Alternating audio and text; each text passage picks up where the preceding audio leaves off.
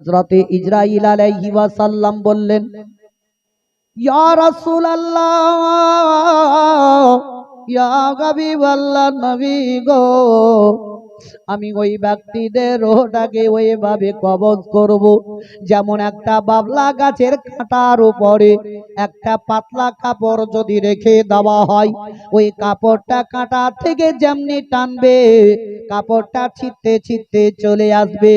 আমি ইসরাঈল, যারা আল্লাহ আল্লাহ রাসূলকে চিনে না, যারা নবীর প্রতি মহব্বত ভালোবাসা রাখে না, যারা মসজিদ মাদ্রাসা চিনে না, যারা আলেমদের শ্রদ্ধা করে না, তাদের রূহটাকে আমি ওইভাবে কবজ করব যেমন ওই বাবলা গাছের কাঁটার থেকে কাপড় টানতে গেলে কাপড়টা ছিটতে ছিটতে চলে আসে, ওইরূপ আমি তার রূহটাকে ওই কাপড় টানা করে টানবো।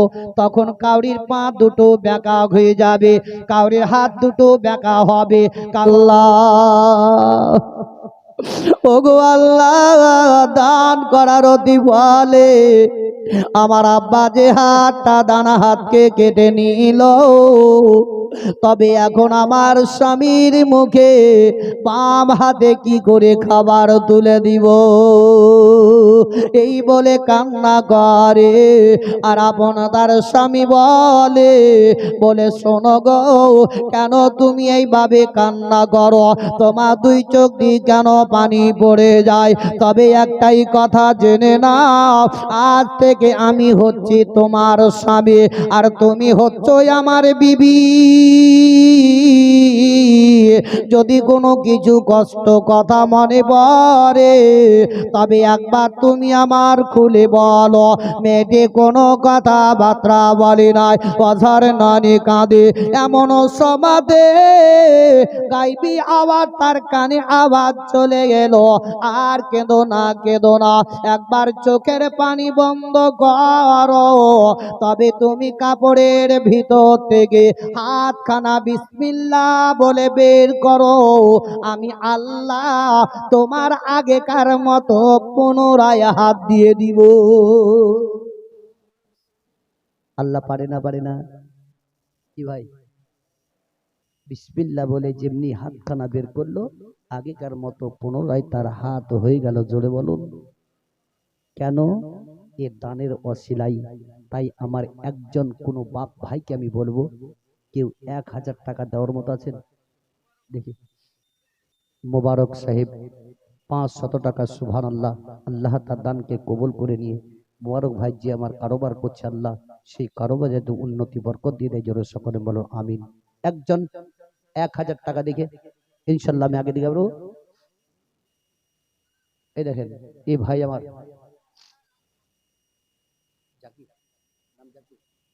সুবহানাল্লাহ, নারে তাকবীর, নারে তাকবীর, নারে রিসালাত। জাকির সাহেব 1000 টাকার দাতা এবং 1000 এবং 10 বস্তা সিমেন্টের দাতা। সুবহানাল্লাহ, আল্লাহ রাব্বুল ইজ্জত ওনার দানকে কবুল করে নিয়ে আল্লাহ তার বাড়ির সমস্ত বালা মুসিবতকে দূর করে রুজি রাজকাতে বরকত দিয়ে জোরে সকলে বলো আমিন। এই দেখেন এই বাপজি আমার 500 টাকা দিয়ে গেলেন, আল্লাহ রাব্বুল ইজ্জত ওনার দানকে যাতে কবুল করে নেয়। ভাই আমি ছটপট খুব, দেখেন আমার সময় খুব কাছে চলে আসছে, এবার আমি বিদায় নিয়ে চলে যাব। তবে ভাই আমার বলেছে, আমার বাপজি আমার মহব্বতের সহিত যে দানটা করবেন আখিরাত পর্যন্ত। এই বাপজি আমার মা গর্ভধারিণী মায়ের জন্য আপনার 500 টাকা দিয়ে গেছেন, আল্লাহ রাব্বুল ইজ্জত ওনার মাকে যাতে জান্নাতবাসী করে দেয়। জোরে সকলে বলুন আমিন। কোন ভাই আমার একজন আছেন 500 টাকা দেওয়ার মতো? দেখি 500 টাকা। আমি খুব বেশি চাঁদা মাদা করবো না, আপনাদের কাছে আমি চাইবো না, মহব্বতের সহিত আমি চলেছি। একজন ব্যক্তি নগদ 500 এবং বাকি 500 টাকা আল্লাহ রাব্বুল ইজ্জত ইনার দানকে যাতে কবুল করে নেয় এবং তার মনের আশাকে যাতে পরিপূর্ণ করে দেয়। জোরে সকলে বলুন আমিন সুম্মা আমিন। তবে বাপজিরা ভাইরা আমার, ওই মেয়েটি আপন হাতখানা যখন পুনরায় পেয়ে গেল, সঙ্গে সঙ্গে তার স্বামীর মুখে খাবার তুলে জোরে বলুন সুবহানাল্লাহ। ও আমার ভাইরা, বাপজিরা, মা বোনেরা আমার, একদিন নয়, 2 দিন নয়, 3 দিন নয়, কয়েকদিন যখন তার বাড়িতে বসবাস করলো, হঠাৎ করে তার বাড়িতে আবার একজন সওয়ালি এসে দরজাতে হাঁক দিয়ে দিল।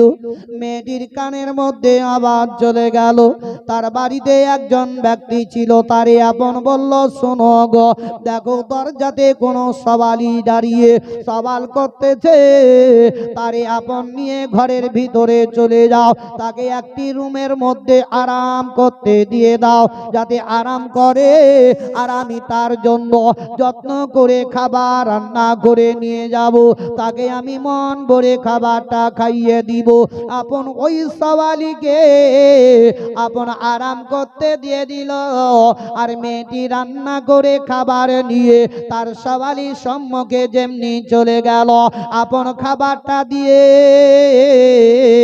আপন বলতেছে, এখনো খাবারটা কে নাও।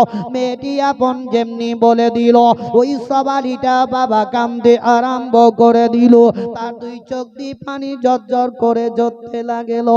আপন বলতেছে, বাবা কেঁদো না, এ নাও আমি খাবার নিয়ে এসেছি, তোমাকে জি ভরে খাইয়ে দিব, তারপরে আমি এখান থেকে চলে যাব। মেয়েটি একবার নয়, দুইবার নয়, কয়েকবার বলে দিল। ওই সওয়ালিটা খাবারে হাত লাগায় না, অসন্নয়নে কান্না করে। আপন সওয়ালিটা বলল, মা গো, তবে তুমি কে মা, একবারও বলো, তোমার আওয়াজটাই আমার শোনা শোনা লাগে, তোমার আওয়াজটাই আমার জানা জানা লাগে, তবে একবার বলো তুমি কে, একবার আমারে বলো। তোমার ঘোমটাটা খুলে দাও। যেমনি খুলে দিল, তাদের চোখে চোখ যেমনি পড়ে গেল, মেয়েটিকে সওয়ালি আপন চিনতে পেরে গেল। ওই সওয়ালি ভিখারিটা বলল, বেটি রে, আমি এমন কেউ নয়, আমি যে তোমার হাত কেটেছিলাম, সেই হাত কাটনেওয়ালা বাপ আজকে তোমার দরজার ভিখারি। বলছে, বেটি, আমি যে অহংকারী গরম দেখিয়েছিলাম, তোমার হাত কেটেছিলাম, সেই বাপ আজকে তোমার দরজার ভিখারি, তবে তোমার যে হাত কেটেছিলাম, সে হাতটা তোমার পুনরায় হলো কি করে? মেয়েটি বলছে, আব্বা, এখানো যে রুটি আমি দান করেছিলাম, দানের ওয়াসিলায় আল্লাহ পুনরায় আমার হাত দিয়েছে, জোরে বলো। আর যে টাকা পয়সার অহংকারী দেখিয়েছিলে, এই অহংকারের কারণে আল্লাহ তোমার সব কেড়ে নিয়ে আজকে দরজার ভিখারি বানিয়েছে। আজ আমরা মানুষ টাকা পয়সা থাকা সত্ত্বেও আজ আমরা হয়তো নাই নাই শব্দটাই করি, তবে আল্লাহ রাব্বুল ইজ্জত আমাদের প্রত্যেকটি মানুষকে সঠিক পথে ঈমানের সহিত নিয়ে যাওয়া তৌফিক এনায়েত করে। জোরে সকলে বলুন আমিন।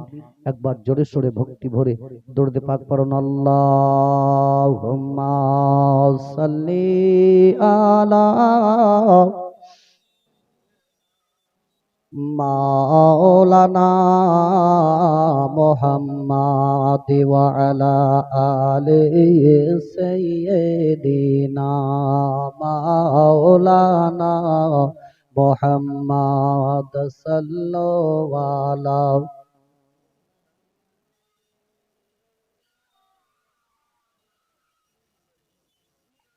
हरदम ज़बान से निकालो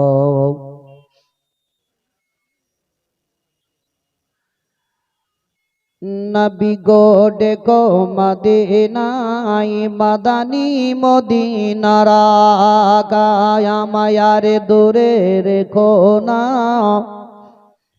मदानी मदीनार आगा তোমার দিদার পেলে ও গো শান্তি পেতাম গদিলে বিরহের ব্যথা সয়ে না মাদানী মদিনার আকা নবী গো দেখো মদিনায় মাদানী মদিনার আকা জিবরাইল তোমার আগে আরজ করেন সিদরাতে আমি আর আগে যাব না, আমি আর আগে যাব না, মাদানী মদিনার আকা নবী গো দেখো মদিনায় মাদানী মদিনার আকা। ও বাবা জীবনের আমার ভাইরা আমার, একদিন বিশ্বের নবী কুল কায়নাতের নবী জনাবে মুহাম্মদ রাসূলুল্লাহ সাল্লাল্লাহু তাআলা আলাইহি ওয়াসাল্লাম টুক টুক টুক টুক করে তিনার বিবি জান নাম হলো হযরতে আয়েশা সিদ্দিকা রাদিয়াল্লাহু তাআলা আনহার বাড়ির দিকে রওনা হয়ে গেলেন। হযরতে মা আয়েশা সিদ্দিকা রাদিয়াল্লাহু তাআলা আনহার বাড়িতে বিশ্বের নবী গিয়ে আরাম করতেছিলেন। দয়ার নবী মুস্তাফা হযরতে আয়েশা সিদ্দিকার মুখের দিকে দেখেন, একবার আয়েশা সিদ্দিকা বিশ্বের নবীর দিকে দেখেন। এমন সময়তে দয়ার নবী মুস্তাফার বাবা মাথার মধ্যে একটু বেদনা উঠে গেল। ওই সময়তে দয়ার নবী রহমাতুল্লিল আলামিন হযরতে আয়েশা সিদ্দিকার দিকে তাকিয়ে তাকিয়ে বললেন, ওগো আমার ঘুমাইরা, ওগো আমার আয়েশা সিদ্দিকা, তবে আমার মাথাটা একটু উঁচু করে আমাকে মসজিদে নববীর দিকে আমার মুখটা করে দাও। হযরতে আয়েশা সিদ্দিকা রাদিয়াল্লাহু তাআলা আনহা বিশ্বের নবীর মুখখানা যেমনি উঠে নিলেন, নবী আমার বললেন, ওগো আমার হুমায়রা, আমার মুখখানা একটু মসজিদে নববীর দিকে করে দাও। দয়ার নবী মুস্তাফার মুখখানা ওই মসজিদে নববীর দিকে করে দিলেন। নবী আমার বললেন, আয়েশা একটু পর্দাটা হটিয়ে দাও। যেমনি পর্দাখানা হটিয়ে দিলে দয়ার নবীর নজরটা ওই মসজিদে নববীর দিকে যেমনি পড়ে গেল, মদিনার লোকেরা নামাজের জন্য তারা একত্র হয়ে তারা ইন্তেজার করতেছিল। এমন সমাজে নবী আমার বললেন, ওগো আয়েশা, আমার মাথাটা একটু নিচু করে দাও। হযরতে আয়েশা সিদ্দিকা রাদিয়াল্লাহু তাআলা আনহা মাথাখানা যেমনি নিচু করে দিলেন, দয়ার নবী মুস্তাফার দুই চোখ দিয়ে পানি পড়তে লেগে গেল। দয়ার নবীর দুই চোখের পানি পড়ে যায়। মা আয়েশা সিদ্দিকা রাদিয়াল্লাহু তাআলা আনহা বলেন, ইয়া রাসূলুল্লাহ, ইয়া হাবিবাল্লাহ, নবী গো, ওগো আমার স্বামী, আপনি কেন এইভাবে কান্না করেন? আপনার দুই চোখ দিয়ে কেন পানি পড়ে যায়? ইয়া রাসূলুল্লাহ, একবার আপনি আমার বলুন না কেন? হযরতে আয়েশা সিদ্দিকা রাদিয়াল্লাহু তাআলা আনহার দিকে তাকিয়ে দয়ার নবী মুস্তাফা আমার বললেন, ওগো আমার ঘুমাইরা, আমার দুই চোখ দিয়ে পানি পড়তেছে। একমাত্র আমার খুশিতে চোখের পানি পড়ে, আমার আনন্দিতে চোখের পানি পড়ে। হযরতে আয়েশা সিদ্দিকা রাদিয়াল্লাহু তাআলা আনহা বললেন, ইয়া রাসূলুল্লাহ, ইয়া হাবিবাল্লাহ, নবী গো, আপনার খুশিতে যে পানি পড়তেছে, তবে এটা আমি কিছুই বুঝতে পারি নাই। তবে আপনার খুশির কান্নার পানিটা কেমন? ইয়া রাসূলুল্লাহ, মানুষ কখনো খুশিতে কাঁদে না, তারা দুঃখে কষ্টে যখন মনে কিছুই পড়ে তখনই তার দুই চোখ দিয়ে পানি পড়ে যায়। ইয়া রাসূলুল্লাহ, যদি কাউরির দুনিয়া থেকে বাপ চলে যায়, ওই বাপকে যখন মনে পড়বে তখনই তার দুঃখে কষ্টে দুই চোখ দিয়ে পানি পড়বে। ইয়া রাসূলুল্লাহ, কাউরির যদি মা দুনিয়া থেকে চলে যায়, ওই মাকে যখন মনে পড়বে, মায়ের মুখখানা চোখের সামনে ভেসে উঠবে, তখনই তার অন্তরখানা মা মা বলে তার দুই চোখ দিয়ে পানি পড়তে থাকবে। ইয়া রাসূলুল্লাহ, কাউরি যদি দুনিয়া থেকে ছেলে মেয়েরা মারা যায়, ওই সমাতে মা বাপের বাবা দুই চোখ দিয়ে পানি পড়বে, দুই বাচ্চার দিকে নজর লক্ষ্য করে, ইয়া রাসূলুল্লাহ তাদের কথা দুঃখে কুক্ষে কষ্টে চোখ দিয়ে পানি পড়ে। তবে আপনার কি খুশিতে কান্না যে আপনার চোখ দিয়ে পানি পড়তেছে, একবার আপনি আমার বলুন না কেন? দয়ার নবী বললেন, ওগো আমার হুমায়রা, আমার আখিরের জামানা, শেষ জামানার কথা আমার একটি মনে পড়ে গেল, তাই আমি খুশিতে কান্না করে। ইয়া রাসূলুল্লাহ এমন কোন কথা মনে পড়লো তাতে আপনি এইভাবে কান্না করতে আছেন? নবী বললেন, ওগো আমার আয়েশা, একবার মসজিদে নববীর দিকে দেখো, তারা নামাজের জন্য ওই মসজিদে নববীতে তারা একত্র হয়ে তারা ইন্তেজার করতেছে। ওগো আয়েশা, ওই নামাজটাকে প্রতিষ্ঠিত করতে গিয়ে আমি বদরের যুদ্ধের ময়দানে লড়াই করেছি, এই নামাজটাকে প্রতিষ্ঠিত করতে গিয়ে উহুদের যুদ্ধের ময়দানে লড়াই করেছি। ওগো আয়েশা গো,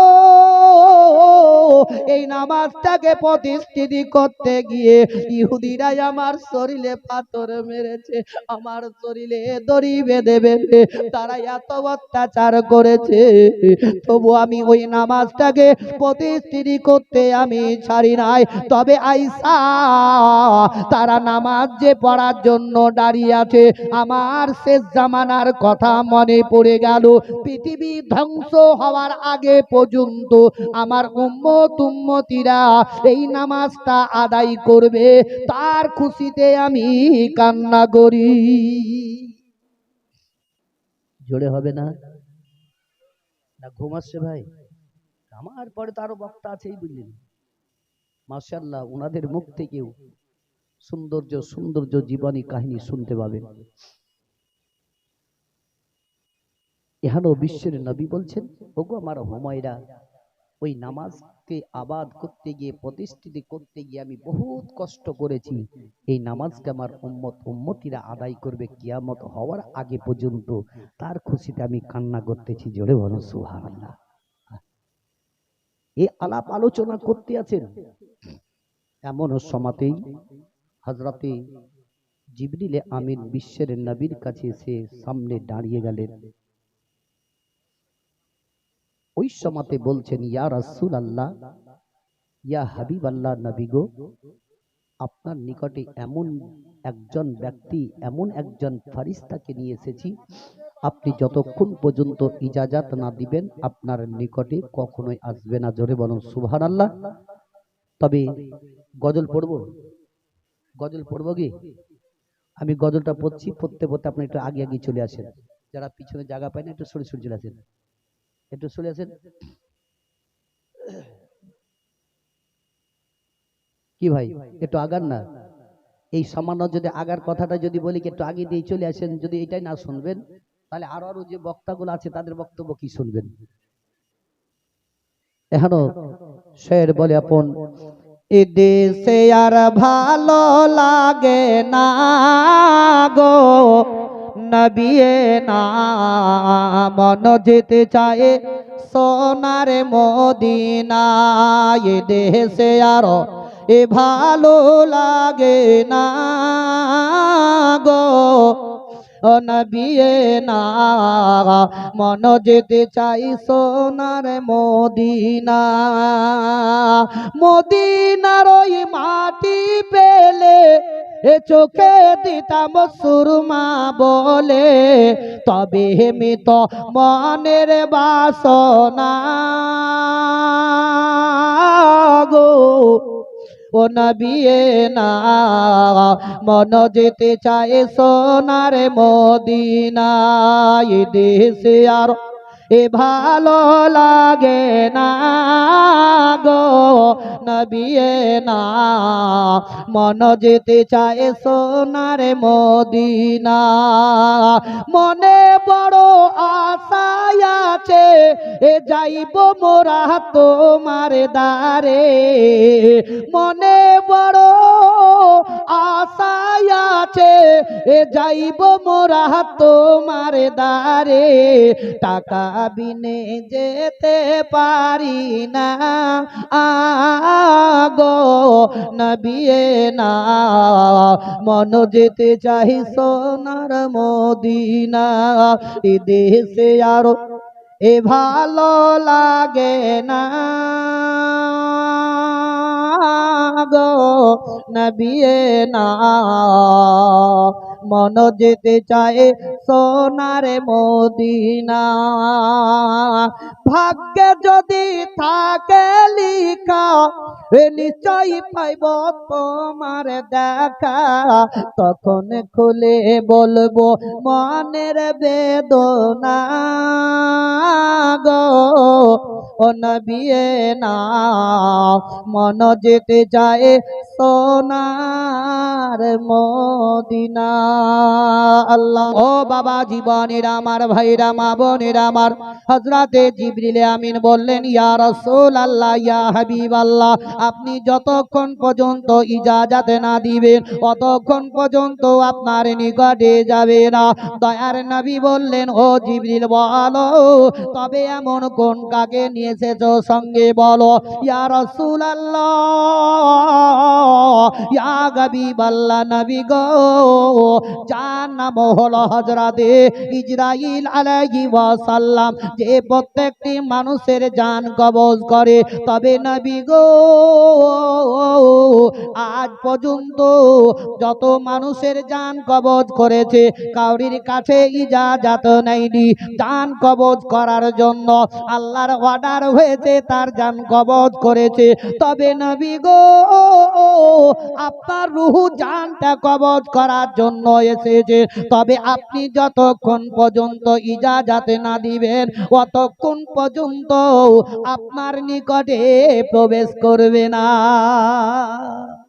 জোরে বলুন কাউরি কাছে ইজাজত চেয়েছে ভাই আমার বাপ গেল মা গেল দাদা গেল দাদি গেল নানা গেল নানি গেল ছেলে গেল মেয়ে গেল সবাই চলে গেল যারা চলে গেল তারার কাছে জান কবজ করতে যখন এসেছিল তো ইসরাইল কখনো ইজাজত চেয়েছিল কে বলতে পারবে কিন্তু বিশ্বের নবীর ওই রূহ জানটা কবজ করতে যখন এসেছেন তো হযরতে ইসরাইল আলাইহিস সালাম ইজাজত চাইছেন জোরে বলুন আরে নবী আপনাদের আমাদের মতো হতে পারে যারা বলে তাদেরকে বলুন বলে যদি তোদের মতো হয় তাহলে তোর বাপের যখন জান কবজ করেছিল তখন ইসরাইল তোর কাছে ইজাজত চেয়েছিল তোর বাপের কাছে বল কি ভাই এখনো তারা উত্তর দিতে পারবে না তাহলে নবীর এখনো রূহ জান কবজ করার আগে আল্লাহ রাব্বুল ইজ্জত সমস্ত ফেরেশতাদেরকে বলেছিলেন হে ফেরেশতারা আজকে আমার বিশ্বের নবীর রূহ নিয়ে আসছে তোমরা সবাই লাইনে লাইনে কাতারে কাতারে দাঁড়িয়ে যাও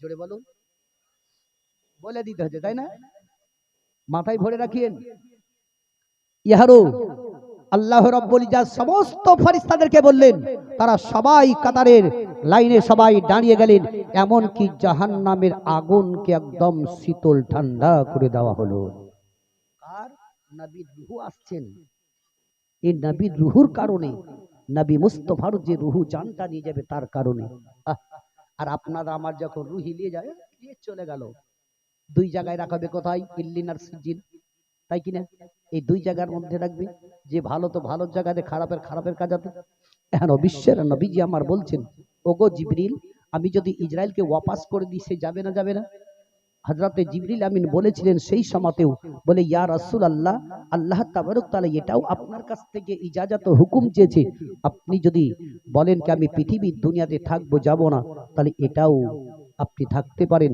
আর আপনি যদি যাব তো যেতেও পারেন তো নবী আমার বললেন জিবরিল ইসরায়েলকে আমার নিকটে পাঠিয়ে দাও সঙ্গে সঙ্গে হযরতে ইসরাইল আলাইহিস সালাম বিশ্বের নবীর কাছে গেলেন দয়ার নবী রাহমাতুল লিল আলামিনের সিনাতে যখন হাতখানা রাখলেন ওই সমাধি দয়ার নবী রাহমাতুল লিল আলামিন বললেন ইয়া রাসূলুল্লাহ দয়ার নবী রাহমাতুল লিল আলামিন বললেন ওগো ইসরাইল তুমি যে হাতখানা আমার সিনার উপরে রেখে দিলে তো আমার মনে হচ্ছে কি উহুদ পাহাড়টা আমার সিনাতে পড়ে গেল। দয়ার নবী আমার বললেন, ইজরাইল তুমি যে আমার সিনাতে হাতখানা রাখলে উহুদ পাহাড় পড়ে গেল, তবে আমার উম্মতেরা এখনো ভার সহ্য করতে পারবে না। হযরতে ইজরাইল আলাইহিস সালাম বললেন, ইয়া রাসূলুল্লাহ, ইয়া হাবিবাল্লাহ, নবী গো, আপনার উম্মতি রূহটাকে, জানটাকে আমি ওইভাবে কবজ করব যারা পরহেজগার মুত্তাকি হবে, যারা 5 ওয়াক্তের নামাজি হবে, যারা ইমানদারি হবে, যারা দান খায়রাতে করবে। ইয়া রাসূলুল্লাহ, আমি রূহটা তাদের ওইভাবে কবজ করব যেমন ছোট ছোট বাচ্চারা মায়ের স্তনে দুধ পান করতে করতে ঘুমিয়ে যায়, মা কিছুই বুঝতে পারে না বাচ্চা কখন ঘুমিয়ে গেছে। ওই রূপিয়া রাসূলুল্লাহ, আমি ওই ব্যক্তিদের রূহখানা এমন করে কবজ করব তারা কিছুই বুঝতে পারবে না। হযরতে ইজরাইল আলাইহিস সালাম বললেন, ইয়া রাসূলুল্লাহ, ইয়া হাবিবাল্লাহ, নবী গো, আমি ওই ব্যক্তিদের রূহটাকে ওইভাবে কবজ করব যেমন একটা বাবলা গাছের কাঁটার উপরে একটা পাতলা কাপড় যদি রেখে দেওয়া হয়, ওই কাপড়টা কাঁটা থেকে যেমনি টানবে কাপড়টা ছিটতে ছিটতে চলে আসবে। আমি ইজরাইল, যারা আল্লাহ রাসূলকে চিনে না, যারা নবীর প্রতি মহব্বত ভালোবাসা রাখে না, যারা মসজিদ মাদ্রাসা চিনে না, যারা আলেমদের শ্রদ্ধা করে না, তাদের রূহটাকে আমি ওইভাবে কবজ করব যেমন ওই বাবলা গাছের কাঁটার থেকে কাপড় টানতে গেলে কাপড়টা ছিটতে ছিটতে চলে আসে, ওইরূপ আমি তার রূহটাকে ওই কাপড় টানা করে টানবো। তখন কাউরির পা দুটো বেঁকা হয়ে যাবে, কাউরির হাত দুটো বেঁকা হবে, কাউরির মুখ হা হয়ে থাকবে, কাউরির চোখ দাঁড়িয়ে থাকবে, কেউ পেশাব পায়খানা করে দিবে। ইয়া রাসূলুল্লাহ, তখন সেই ব্যক্তি আপন বুঝতে পারবে। এইরকম হয়েছে না, হয় না? কারণ মানুষের, অনেক মানুষের দেখবে হাত পা বেঁকা হয়ে যায়, মুখ হা হয়ে থেকে যায়। এ ভাইরা বাপজিরা আমার, আজকে পরিবর্তন হন, আখিরাতকে চিন্তা করুন, জাহান্নামের আগুনকে স্মরণ করুন, কবরকে ইয়াদ করুন। আজ যদি আমরা প্রত্যেকটা মানুষ হাদিস ও কোরআনের দিকে লক্ষ্য করে যদি চলতে পারি, তবে আমরা ইহকাল পরকালেও লাভবান হয়ে যাব। কিন্তু ভাই, এখনো বিশ্বের নবী রাহমাতুল্লিল আলামিন, দয়ার নবী রাহমাতুল্লিল যখন বললেন, ইজরাইল অতি তাড়াতাড়ি আমার রূহ জানটা বের করে নাও, তাই বলে, দয়ার নবী গো, কেন গেলেন দুনিয়া ছাড়িয়া, দয়ালে রাসূল গো,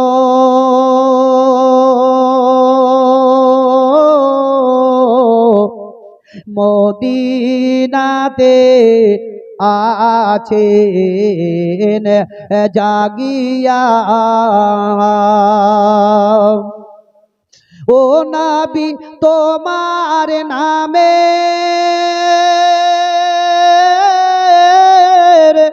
এ মালা গেথে আমরা বেড়াই, ঘরিয়া আছেন ও জাগিয়া, দয়ারে নবী গো, কেন গেলেন এ দুনিয়া ছাড়িয়া।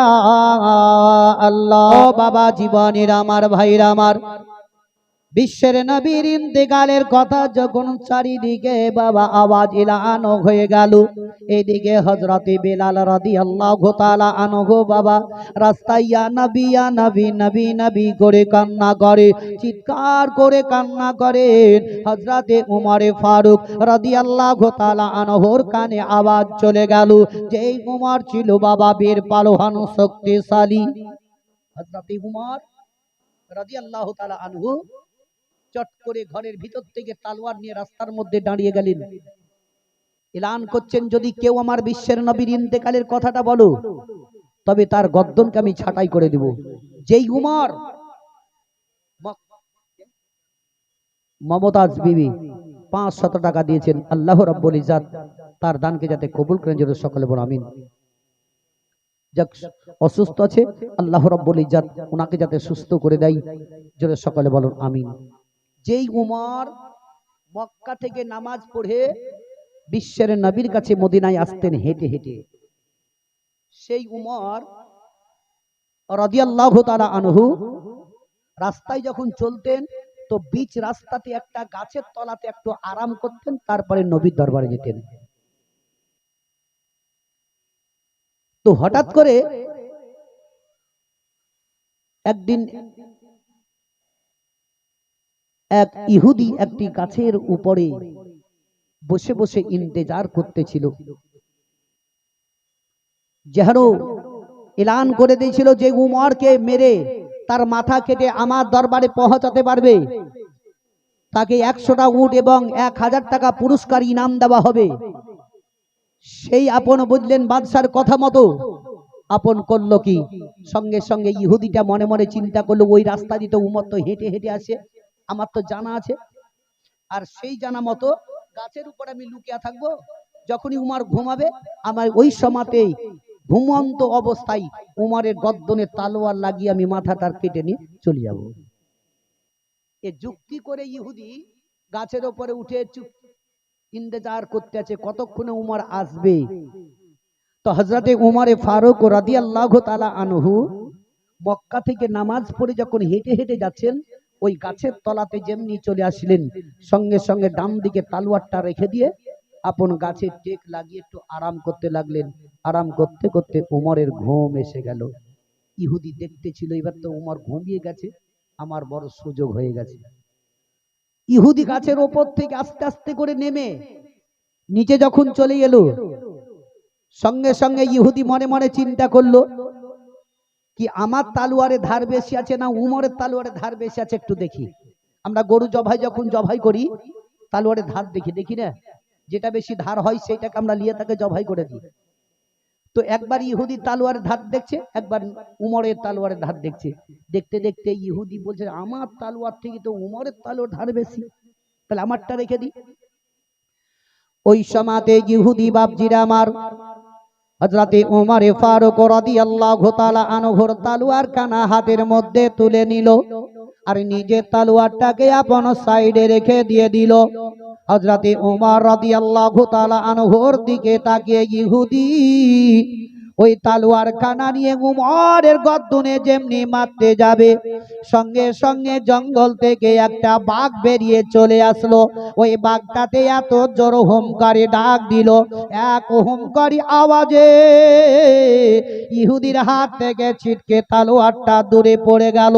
এমনকি হযরতে উমরের ঘুমটা ভেঙে গেল।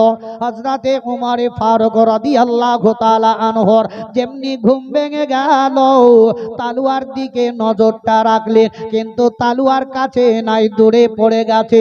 আর ইহুদি হযরতে উমরের সামনে থরথর করে কাঁপতে আরম্ভ করতে লাগলো। ইহুদি হাতখানা জোর করতে করে বলে হুজুর গো, আমি বড় ভুল করেছি, আপনি আমার ক্ষমা করে দিন, আপনি আমাকে মাফ করে দিন। হযরতে উমর বলতে আছে, বলে আমার তালোয়ারটা অত দূরে কেন পড়ে বলো? বলে হুজুর গো, আমি এসেছিলাম আপনার মাথা কাটার জন্য, আমি তালোয়ারের ধার দেখতেছিলাম, আমার ধার বেশি না আপনার তালোয়ারের ধার বেশি।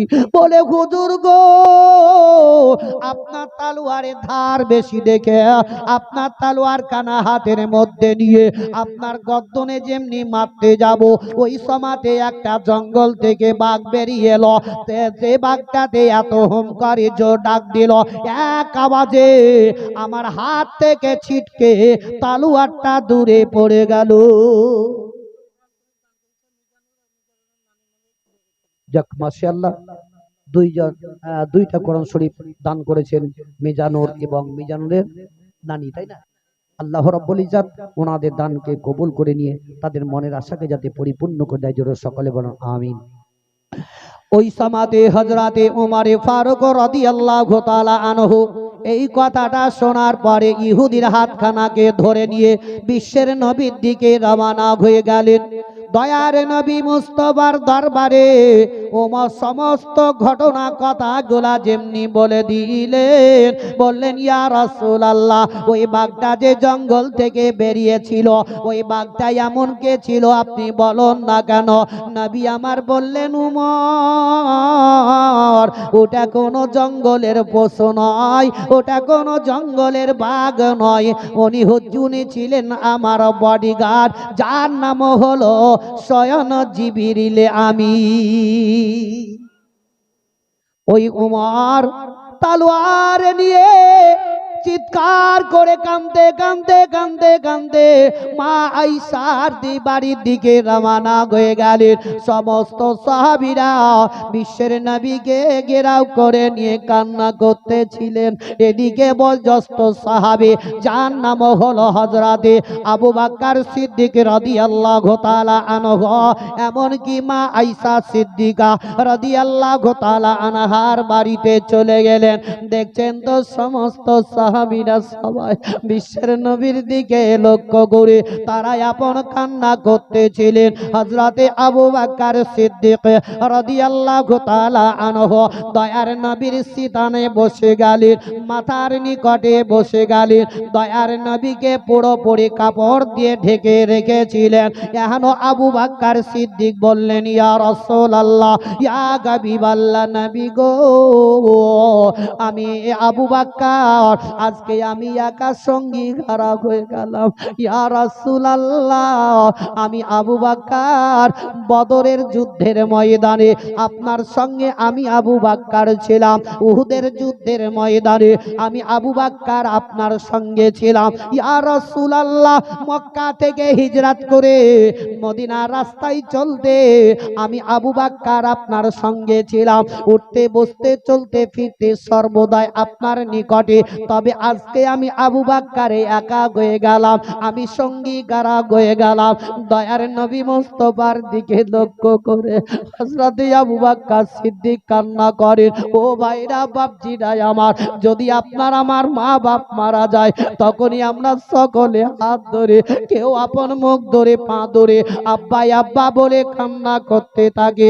সমস্ত সাহাবীরা কাঁদতেছিলেন। হযরতে আবু বকর সিদ্দিক রাদিয়াল্লাহু তাআলা আনহু দয়ার নবী মুস্তাফার মুখের কাপড়টা হটিয়ে দিয়ে নবীর পেশানিতে একটা চুম্বু দিয়ে দিলে। হযরতে আবু বকর সিদ্দিক রাদিয়াল্লাহু তাআলা আনহু আবার ঢেকে দিলেন। মনে মনে চিন্তা করলেন, যদি এখন আমি কান্না করি তাহলে অন্যান্য সাহাবীদেরকে, সঙ্গী সাথীদেরকে কাউকে আমি কাঁদা বন্ধ করতে পারবো না।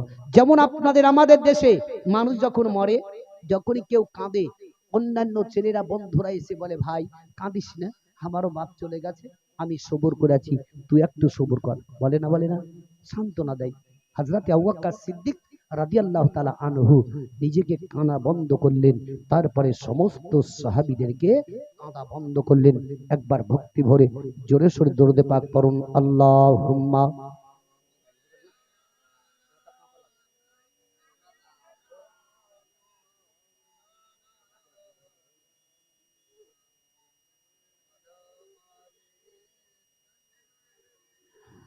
মাওলানা মুহাম্মাদ ওয়া আলা আলিহি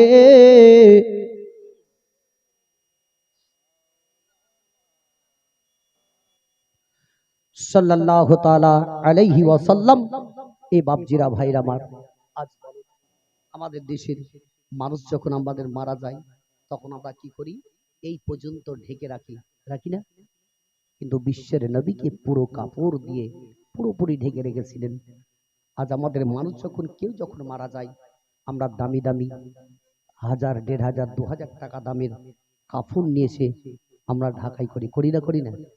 তবে বাপ ভাই আমার, দরদি জননীর আমার, আপনাদের নিকট থেকে আমি তো আজকের মতো এখান থেকে যাব, আবার নসিবে জায়গায় জুটবে কিনা বলা যায় না। তবে বিশ্বের নবীর মহব্বতে নবী মুস্তাফার দিকে লক্ষ্য করে কোনো একজন বাপ কিংবা ভাই 500 টাকা একটা কাফনের দাম কেউ দিবেন? 500 টাকা, বেশি নয়।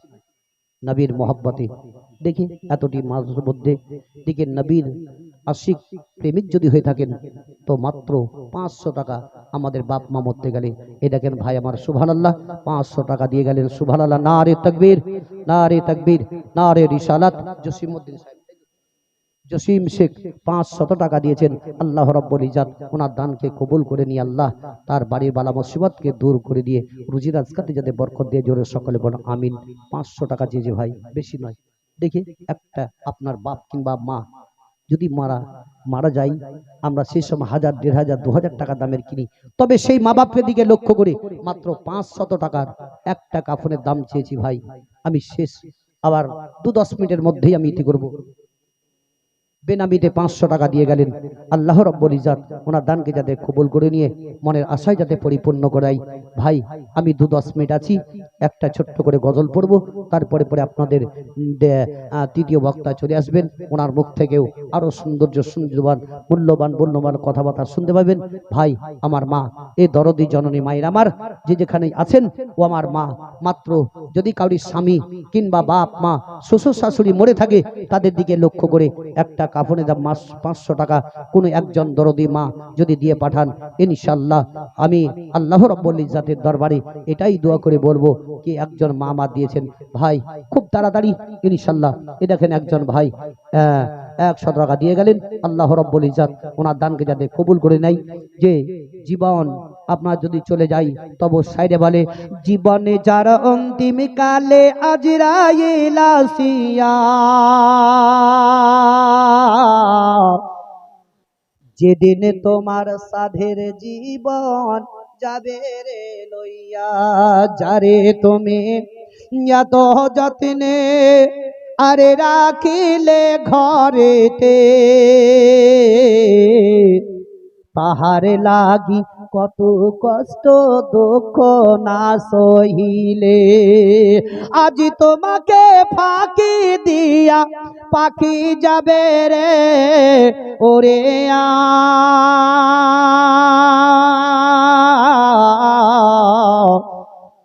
যেদিন তোমার সাধের জীবন যাবে রে লইয়া, পিতা কাঁদিবে এ মাতা কাঁদিবে, কাঁদিবে ভাই বোনেরা, আর কাঁদিবে পাড়া পড়শি তোমায় ঘেরে, শুনতে পাবে কানে তুমি জবান খুলবে না, যেদিন তোমার সাধের জীবন যাবে রে লইয়া। মাটির বাড়ি মাটির ঘর এ মাটির বিছানে খানি, চতুর্দিকে মাটি তোমার বাঁশের ছাহনে, কেমন করে থাকবে তুমি অন্ধকার কবরে,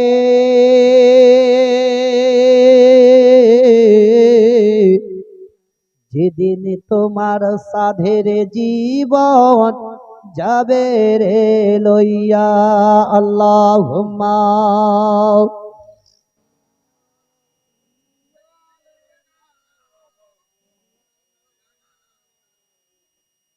وعلى آله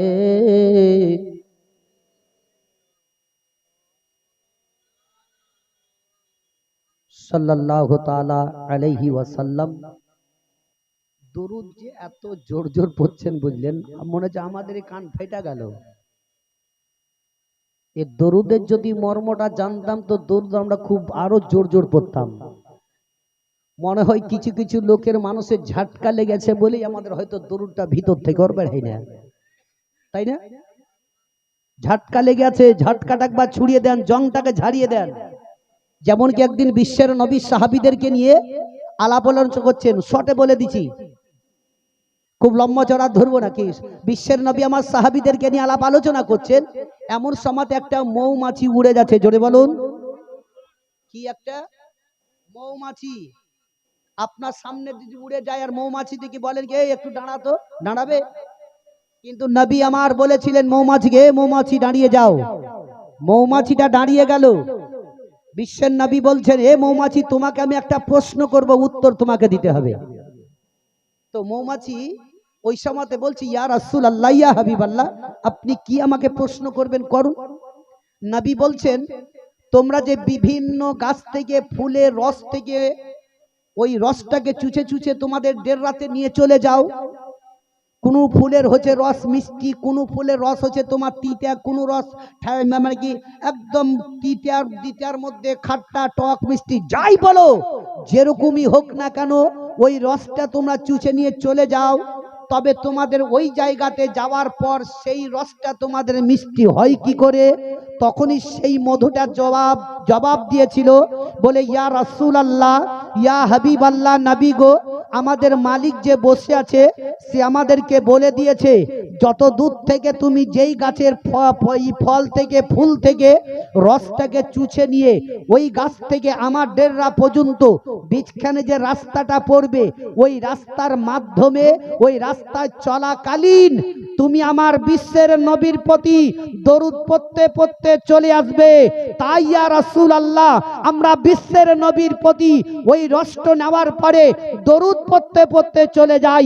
দরুদ পড়ার কারণে সমস্ত রসগুলা আমাদের মধু হয়ে যায়। হ্যাঁ, আর দরুদ পড়ার লেগে বেদাত ও শিরিক বলে দিল, কানে মাথায় খোল ঢুকে খোলকে বাহির করে শুনে নিয়ে আবার খোলটা ভরে দিলেন, তাই না?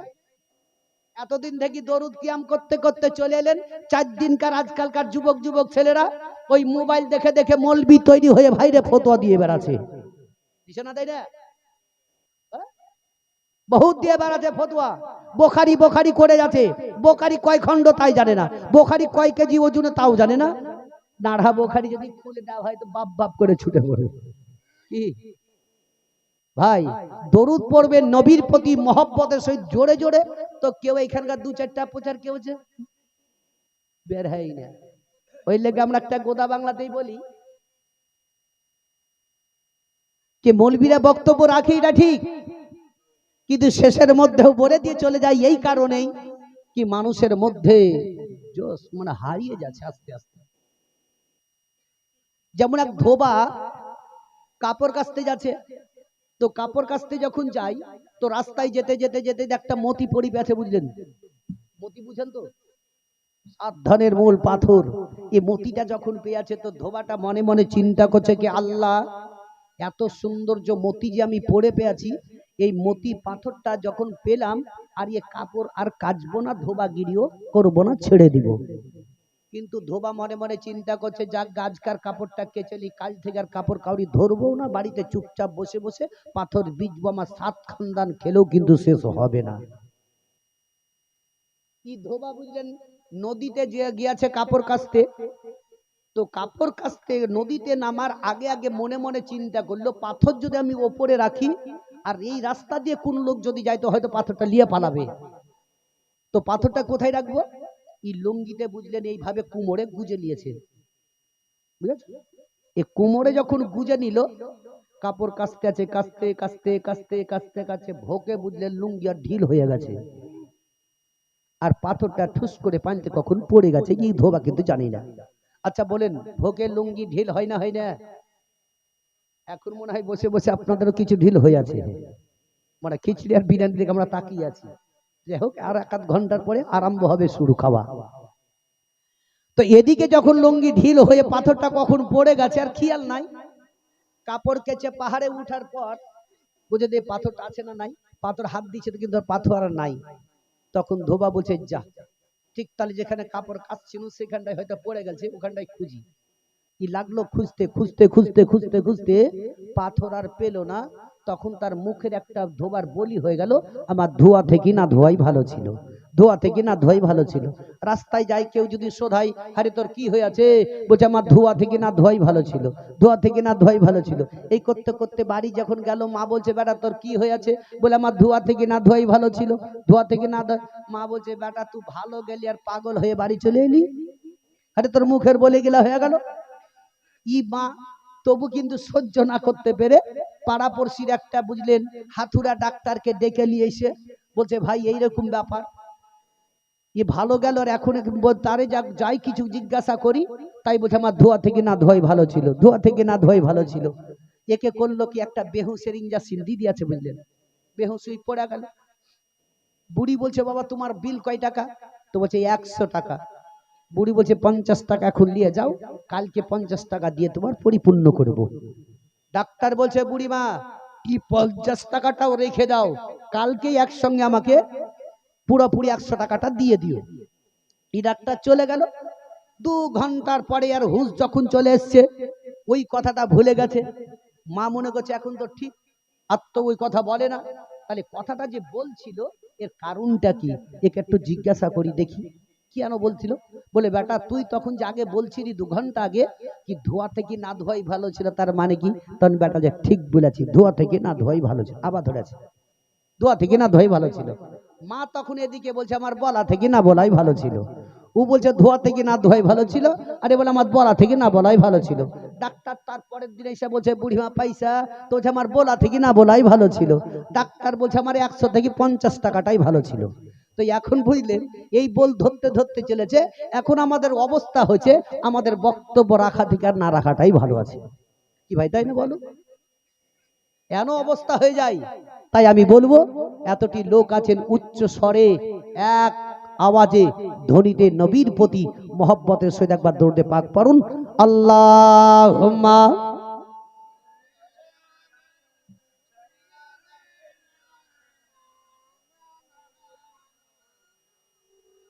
ওয়া আলা আলি সাইয়্যিদিনা সাল্লাল্লাহু আলা মুহাম্মাদিন। हरदम जबान से निकालो, हरदम जबान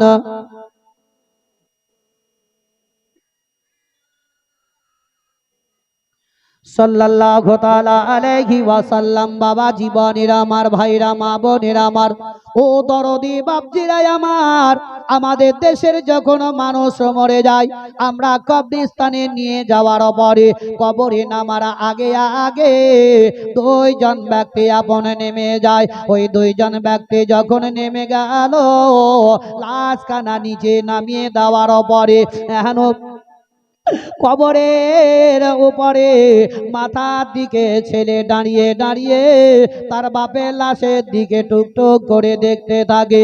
ওই সমাধি বলে, চাচা গো আমার আব্বার মুখের কাপড়টা একবার খুলে দাও, যাতে আমার আব্বাকে শেষবারের মতো দেখতে পাই। ও গো চাচা গো একবার মুখের কাপড়টা খুলে দাও। ওই সমাধে যেমনি মুখের কাপড় খুলে দেওয়া হয়, সঙ্গে সঙ্গে তারা আব্বার শেষ মুখ কানা দেখে নাই। প্রত্যেকটা বাপজিরাই আমার ওই কবরে যাওয়ার পরে আমরা শেষবারের মতো বাপের মুখটা দেখে নাই। আমার বিশ্বের নবীর সাহাবী হযরতে আবু বকর সিদ্দিক রাদিয়াল্লাহু তাআলা আনহু দয়ার নবী মুস্তাফার কবরে মাথার দিকে দাঁড়িয়ে দাঁড়িয়ে দাঁড়িয়ে দেখতেছিলেন। দয়ার নবী মুস্তাফার দেহ কানা যেমন নামিয়ে দেওয়া হলো, হযরতে আবু বকর শেরে খোদা হযরতে আলী রাদিয়াল্লাহু তাআলা আনহুকে বলতে আছেন, ওগো আলী আমার নবী মুস্তাফার ওই মুখের কাপড়টা একবার একটু ঘটিয়ে দাও, আমি আবু বকর আমি একবার শেষবারের মতো দেখে দিই, আমার নবীর মুখের কাপড়টা ঘটিয়ে দাও। ও আমার ভাইরা বাপজিরা আমার, দয়ার নবী মুস্তাফার মুখের কাপড়টা যখন হযরতে আলী রাদিয়াল্লাহু তাআলা আনহু ঘটিয়ে দিলেন, হযরতে আবু বকর সিদ্দিক রাদিয়াল্লাহু তাআলা আনহু দয়ার নবী মুস্তাফার দিকে তাকিয়ে দেখতেছিলেন। দেখছেন তো নবী মুস্তাফার লব দুটো আস্তে আস্তে আস্তে হিলতেছিল। ওই সমাতে হযরতে আবু বকর বললেন, ওগো আলী দেখো দেখো আমার নবী মুস্তাফা কি বলতে চাইছেন, তবে তোমার কানটা একবার আমার নবী মুস্তাফার মুখের মধ্যে নিয়ে চলে যাও। দয়ার নবী, সুবহানাল্লাহ, নারে তাকবীর, নারে তাকবীর, নারে রিসালাত। এই ভাইজানের বাব্বা ইন্তেকাল করে গেছেন, তার আব্বার নামে 4টা কোরআন শরীফ এবং 500 টাকা দিয়ে গেলেন।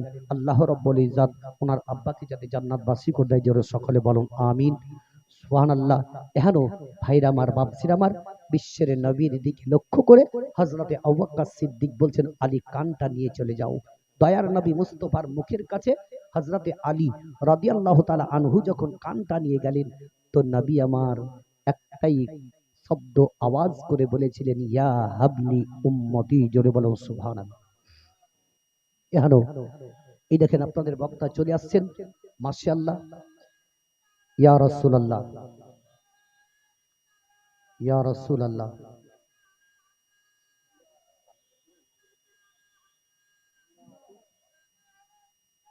জিন্দাবাদ।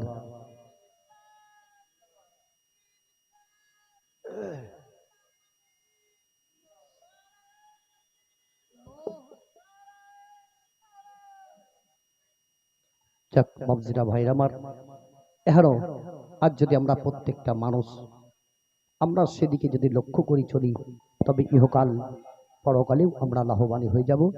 যদি সকলে বলুন আমিন সুম্মা আমিন। তবে যাই হোক, আমি আর লম্বা চওড়া না করে আমার বক্তব্য আমি এখান থেকে ইতিহাস সমাপ্তি করলাম।